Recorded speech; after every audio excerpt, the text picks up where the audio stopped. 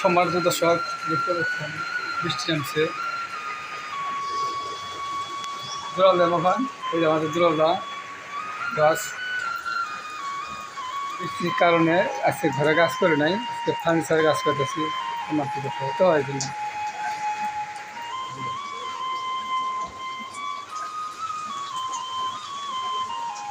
এই যে আমাদের দুলালদা একটা ফল ধাপ দেবে।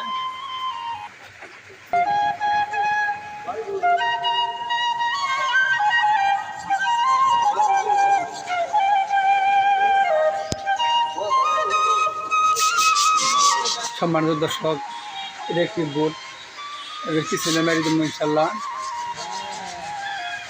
দেখতে পাচ্ছেন আমাদের দুলালদা সিরিজ মারতেছে।